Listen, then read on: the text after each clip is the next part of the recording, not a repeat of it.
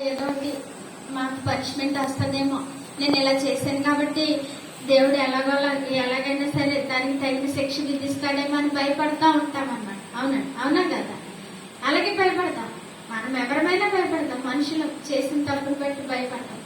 అలాగే ఈ అన్నలు కూడా భయపడిపోతున్నారు. తండ్రి చనిపోయాడు, ఇక తమ్ముడు ఉన్నాడు, ఇక మమ్మల్ని చంపేస్తాడు. తమ్ముడు సామాన్యమైన వ్యక్తి అయితే కాదు. ఎవరంటే ఫరో తర్వాత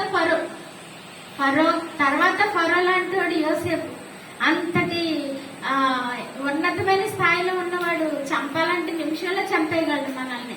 అయిపోయింది మన పని అని ఒకవేళ వాళ్ళు భయపడుతూ ఉన్నారేమో. దేవుడు యోసేపు చెప్తున్నాడు, అన్నలారా మీరు భయపడకుడి వ్యక్తిని కాదు నువ్వు చేసినటువంటి, మీరు నాకు ద్రోహం చేశారు కానీ నేను వాటిని మనసులో ఉంచుకొని పగ సాధించేవాడిని కాదు. అది నేను మర్చిపోయాను. మీరు కూడా మర్చిపోండి.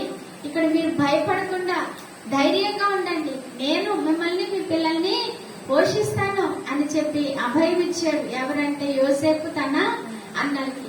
ఈ రోజు దేవుడు మనకి కూడా ఇదే అభయాన్ని ఇస్తున్నాడు. ఏంటి అనంటే మనల్ని మన పిల్లల్ని ఎవరు పోషిస్తారంట? ఆయనే పోషిస్తారు.